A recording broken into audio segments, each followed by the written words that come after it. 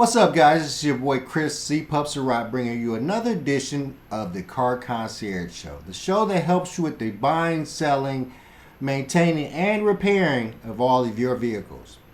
On today's show, we're going to do a concentration on used cars. There's been a lot of movement when it comes to used cars, specifically the pricing of used cars, the availability, as well as consumer confidence in used cars. And also, we're going to talk about a young man who has a Tesla. He's going to tell us how he likes it. We're going to continue to evaluate the future of EV vehicles. All right, first off, we're going to check out a little story that Automotive News did where they're talking about the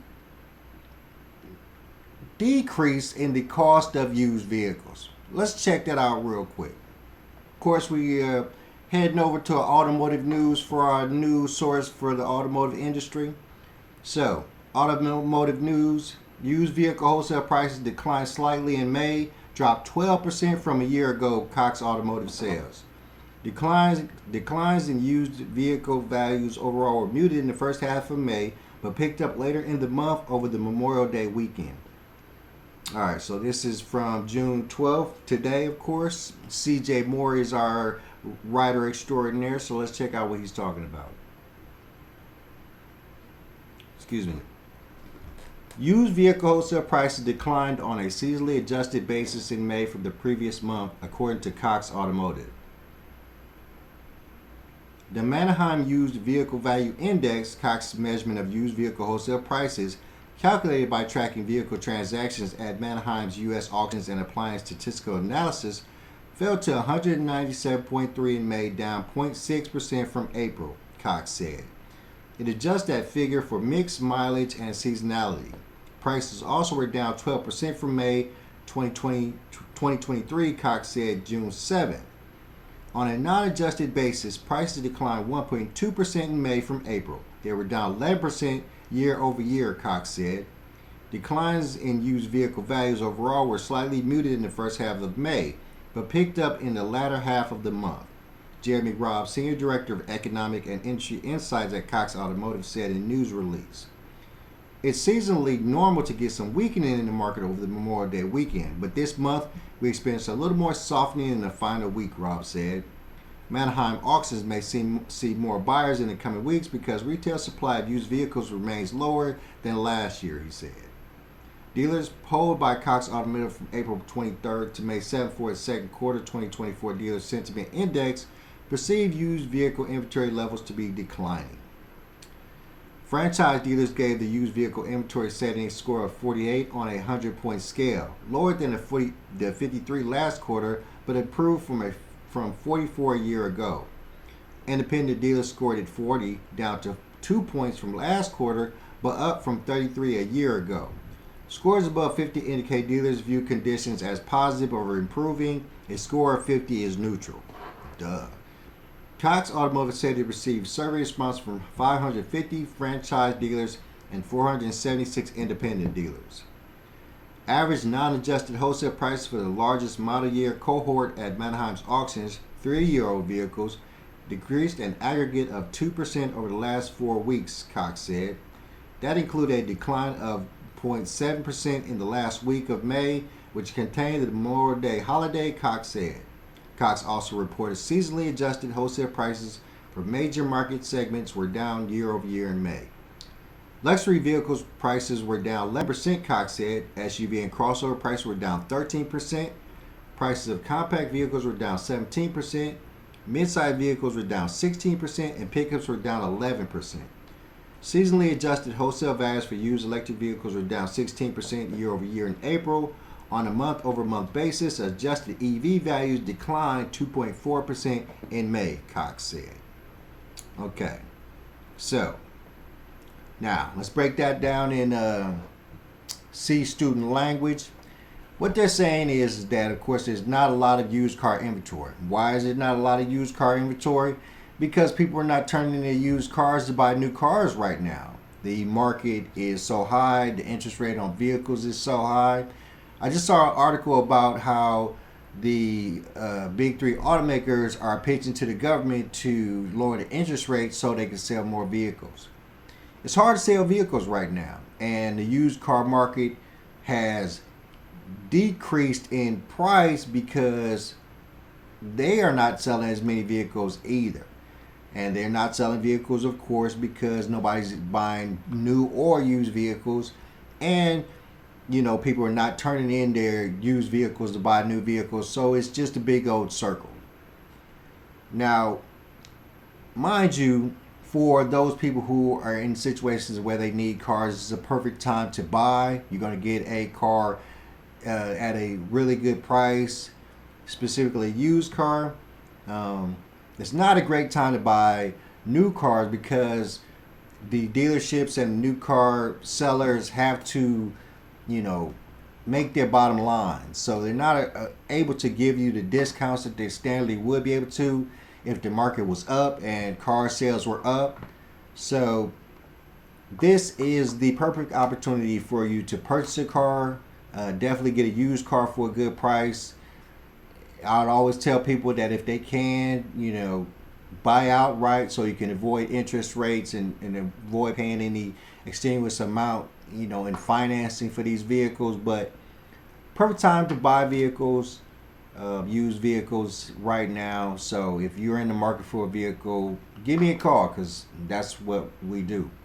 Now, we're going to head over to another story where there is a little consumer concern when it comes to EV vehicles. Of course, we know that the EV vehicle market exploded recently. A lot of people bought Teslas and VinFast, and Rivian's been selling really well, but those customers are starting to complain about their EV vehicles. And my thought is they're going to have to get used to it because the government is pushing EVs so hard that they plan to outphase all combustion engine cars fairly soon. But we have seen a lot of people voicing their concerns about EV vehicles and saying that they want to get back into their combustible vehicles. So we checked out another article, staying over in automotive news, where more than 40% of U.S. EV buyers want to go back to combustion engine cars. It's from a McKinsey study. More than a quarter of EV owners are likely to return to combustion engine vehicles for their next purchase, according to McKinsey & Company survey. And this is, of course, from today, and this is written by Pete Bigelow. More than 4 in 10 owners of electric vehicles in the U.S. are likely to buy a combustion engine car for their next purchase. Perfect time, get you used. That's a takeaway of a global McKinsey & Company consumer survey that, among other findings, concluded that charging concerns are hindering the transition to EVs. 29% of EV owners across the globe said they're likely to reverse course. That hit 46% in the U.S. Consumers globally said their top concern was the inadequacy of the public charging infrastructure. They also cited concerns with high cost of ownership and detrimental impact to long-distance trips. I didn't expect that, Philip Cashapp, leader of the consulting firm Center Future Mobility, told Automotive News. I thought once an EV buyer, always an EV buyer. The consumer sentiments may go hand in hand with the slow rollout of a U.S.-backed charging network. Only 8 stations are operational following the creation of a national electric vehicle infrastructure program 2 years ago. Only 23 states have started doling out financing from the $5 billion federal program, according to EVA adoption data through the end of May. Among existing stations, both public and private stations can be hard to find. Gas station options are displayed on road signage near interstate exits, while EV chargers remain far from public view. Part of availability is visibility, he said. You can't keep chargers hidden behind a Walmart. The U.S. is not alone. Only 9% of global respondents felt the public charging build-out was sufficient for their needs. But it's a problem bound to grow in importance because the next generation of EV buyers will rely on public charging much more than the current one. Cashapp said. Among other charging-related findings, McKinsey found 21% of global respondents do not want to ever switch to an EV. Among those, 33% cited charging concerns. Charging concerns are exacerbated by range-related expectations. Consumers' minimum range expectations have grown to 291.4 miles today from 270 miles in 2022. The range of in-market products has not grown as quickly, McKinsey said. As part of its biennial survey, McKinsey asked approximately 200 questions to more than 30,000 consumers in 15 countries, which collectively comprise more than 80% of global sales volume. McKinsey issued its findings on June 12th. Overall, consumers are slightly more willing to consider electrified vehicles than they were 2 years ago. 38% of non-EV owners say they anticipate that a plug-in hybrid or full battery electric will be their next vehicle. That's up from 37% in 2022. Varied consumers' preferences for EVs, plug-ins, and combustion powertrains, combined with a variety of changing regulations globally, make planning a complicated process across the auto industry and its supply chains. OEMs and suppliers now have to invest in multiple technologies, said Kevin Litkowski, global co-lead of McKinsey's automotive assembly practice. This is ultimate uncertainty right now like almost never before. All right. So, plain language, people are starting to not want to get into the EVs anymore. They're finding them hard to deal with, specifically with charging, specifically with taking long trips. And that's a part of the reason I'm a big fan and supporter and contributor to Exeter, because they are building out a battery that you can take with you, to charge your EV vehicle when you take these long trips. But they're saying that they want to get back to combustion engines, which of course is going to be a problem in the future because, as I always say, the government, and specifically here in California with Newsom, they're trying to completely get rid of combustion engines. But and of course they'll never go away.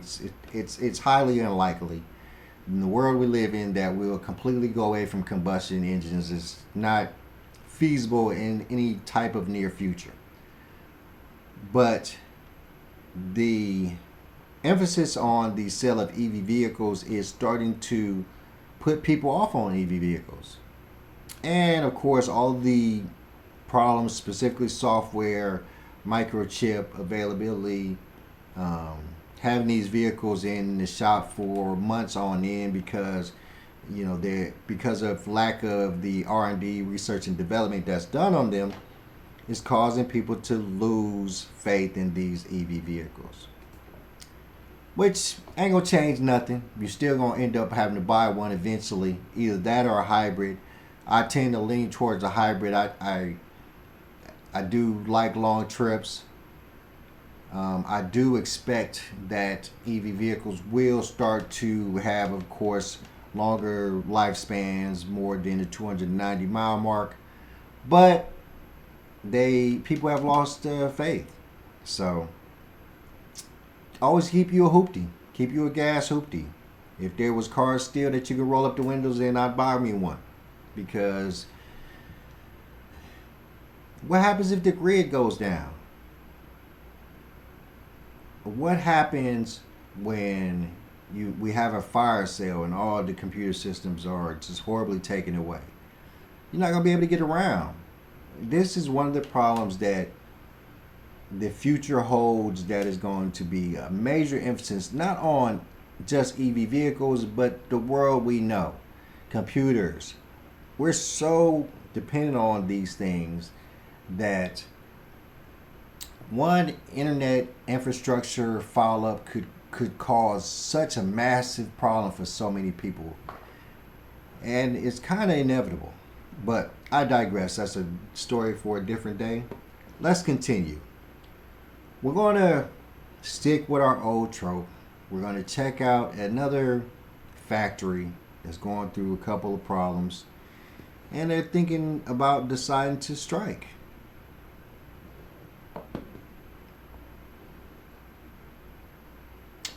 course, once again, always automotive news.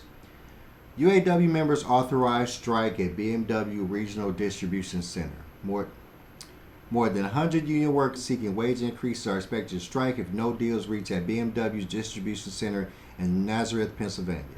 And of course, this is from today. Georgia Hall is our writer. Oh, look at that family picture. The UAW voted 99% in favor of authorizing a strike if necessary at BMW's regional distribution center in Nazareth, Pennsylvania. About 110 warehouse workers are seeking a cost of living pay increase. The union held the strike vote June 8th and announced the results in a June 11th press release. The contract between UAW and the BMW expires June 30th. The distribution center, operated by BMW North America, handles aftermarket parts and does not ship. That's weird. The workers at the distribution center are facing stagnant wages and calls for concessions against a backdrop of rising cost of living and massive profits and shareholder payouts by BMW. The UAW said in its press release. The wage for most of the facility is less than $22 per hour. Wow. Okay. The release said. A BMW spokesperson told Automotive News that negotiations are ongoing and the company is disappointed that the workers have chosen to authorize a strike. BMW plans to continue to negotiate in good faith and the hope that we can find common ground and come to a mutually beneficial solution. The small facility in Nazareth has been unionized for 25 years. Several other small non-manufacturing BMW facilities are also unionized. Zach Haas, bargaining unit chair for UAW, that's a cool job, said, "We're united and ready to join the stand-up movement if we need to so we can get our fair share." The stand-up movement led to a 46-day strike targeting the Detroit 3 last fall, culminating in the completion of contracts with General Motors, Ford, and Stellantis that secured wage gains of at least 25% over the next 4 years. These were widely considered some of the union's biggest contract gains in decades. Meanwhile, workers at Volkswagen plant in Chattanooga voted in April to join the UAW, a significant breakthrough for the union in southern U.S. as 2 previous votes at VW since 2014 failed. The UAW, however, lost a vote in May to unionize the Mercedes-Benz assembly complex out of Tuscaloosa, Alabama. All right, so let's break this down real quick. Lots of movement when it comes to UAW since the kerfuffle with the Big Three and Sean Fain. I kind of thought it was all inclusive, the raises that all of these unions and factory workers was going to get, but of course, as you can see, they are not. $22 is significantly lower than the standard for most factory workers, so that's interesting in itself. So they definitely deserve a raise, I would say. And I hope they get it. We have been back and forth with the UAW as of late with the goods and the bads. And of course, I always said that as far as I knew, the UAW was meant to help people keep their jobs and to make sure they paid fairly. So as long as the UAW is doing that, that's all we care about. It's sad that they had to strike to get what they deserved, specifically after the big fight with the Big Three, but I mean, they're not a part of that, so, BMW, I don't know why they not paying their workers a favorable wage. It's BMW. They should have the money, so I'm tripping out about that, but it is what it is. Let's hope that the UAW can help these people get compensated better than $22 an hour. Don't know what the cost of living in Pennsylvania is, but $22 seems low to me. But I live in California, so who knows? All right, and last but not least, a couple weeks ago we decided that we are going to talk about what some people hate about their cars, and of course our show is always mostly EV heavy. So we're going to check out a young man who talks about he doesn't say he hate his Tesla. He's just gonna go over it, tell us what he likes and what he doesn't like, and we're gonna just check it out and you know, talk about it a little bit afterwards. What's going on, guys? Welcome back to the channel. In this video, I'm going to be talking about 5 things that I hate about my 2024 Tesla Model 3. I got the new boy.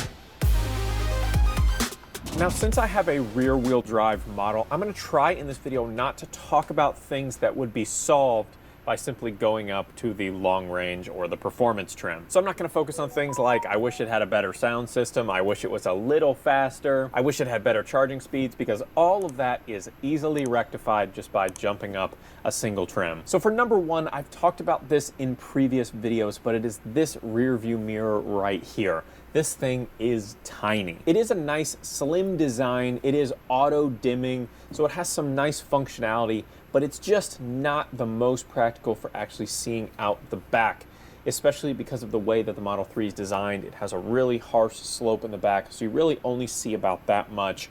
And, you know, it's probably just a fault of the design. And I will say that it is noticeably better than the visibility out the back of the Model. I'm a rusty old boat hitch, and I am barely hanging on. See ya. Why?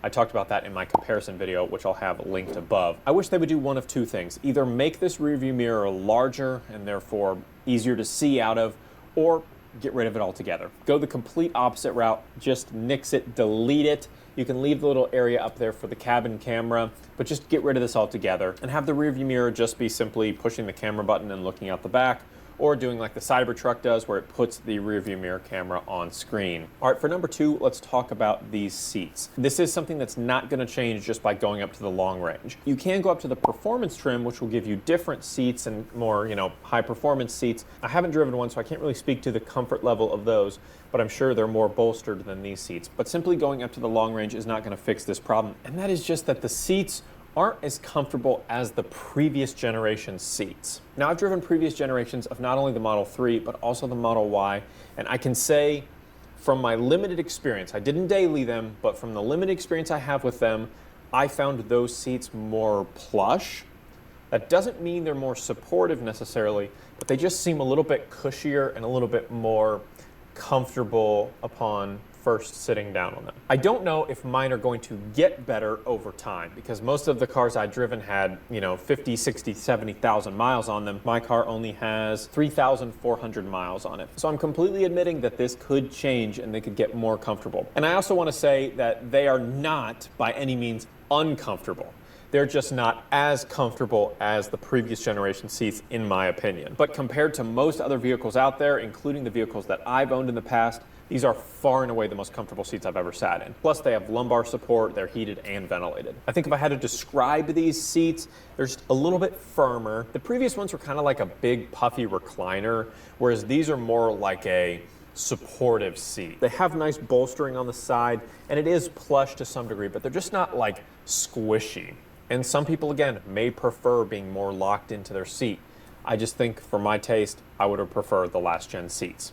Maybe that'll change, we'll see. Now, I love the fact that every single function on this vehicle can be controlled on this touchscreen.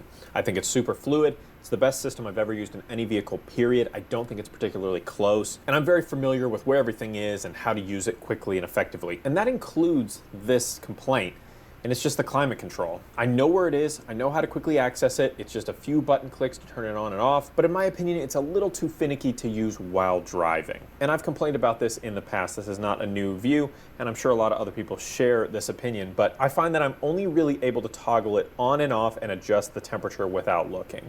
If I want to do anything else, like adjust the fan placement or turn the fan up and down, like the speed, all of that I have to take my eyes off the road to do, which is not the best. Now, what you can do is buy some of these sexy buttons. I've reviewed them up here, and you can map climate control options to these, and you can stick them, you know, places where you can reach without, you know, taking your hands off the wheel even, but, you know, down here to where you don't have to touch the screen and have them do custom functions. So all that really can be solved with some third-party accessories, but straight from the factory, I just find it a little bit too specific to use without looking at the screen and without taking your hands, or at least a hand, off the wheel and being distracted by looking at the screen. Now, of course, you can use voice commands, and I find that the voice commands work really well. So that's what I honestly end up doing most of the time.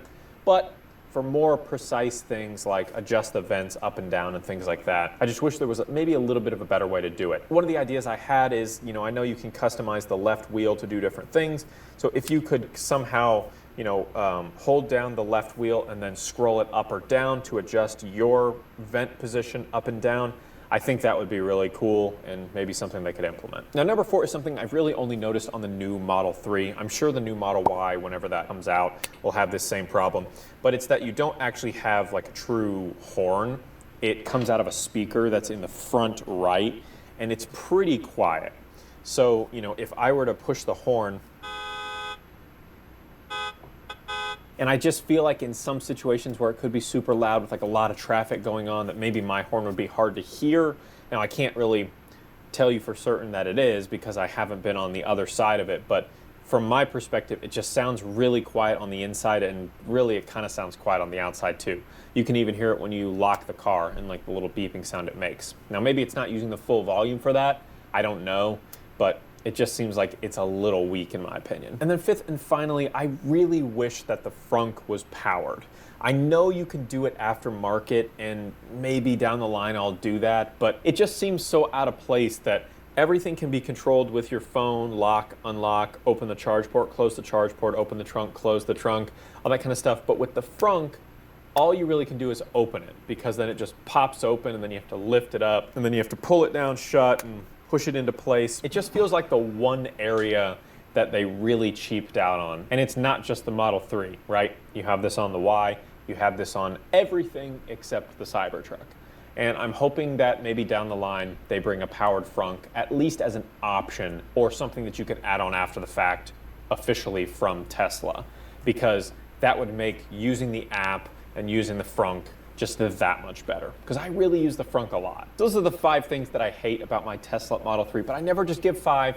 I always give a bonus one, and my bonus one is pretty nitpicky, but it's just something that I wish was an option at least, and that is this liner. I wish that when you got the black interior car that you could get a black liner. I think it would just match the car a little bit better, and you wouldn't have so much of this kind of 2-tone or even 3-tone if you want to consider the textile fabric as another tone. You wouldn't have as many colors going on. I really wish that you could just get an all black liner as an option, all black visors, all that kind of stuff. Just a little nitpicky thing. Again, I know you can do all of this aftermarket, but it would just be nice if you could order a black liner option from Tesla, or at least if they would just switch it to where black interiors had a black liner, white interiors had a light interior. But one of my favorite things about Teslas is the massive third-party marketplace that exists. I already talked about the sexy buttons, all of the different little gizmos and gadgets that you can get for your Tesla. Some of them I've talked about in this accessory video